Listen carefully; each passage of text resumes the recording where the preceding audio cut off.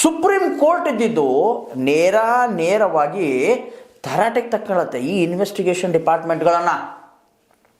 ಪ್ರಪ್ರಥಮವಾಗಿ investigation department ತಪ್ಪು ಮಾಡ್ತಾ, ಒತ್ತಡದಲ್ಲಿ ಕೆಲಸ ಮಾಡ್ತಾ, ಎಲ್ಲ ಪ್ರಶ್ನೆಗಳಿಗೆ ಉತ್ತರ ಹುಡುಕಬೇಕು.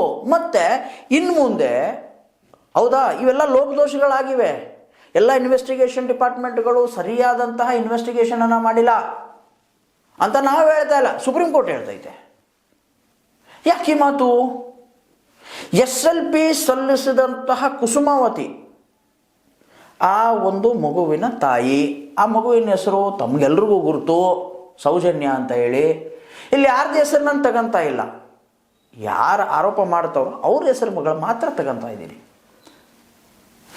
ಸ್ಪೆಷಲ್ ಲೀವ್ ಪಿಟಿಷನ್ ಹಾಕದಂತಹ ಕುಸುಮಾವತಿ ಹೇಳಿಕೆನೇ ಇಲ್ಲ ಅಲ್ಲಿ.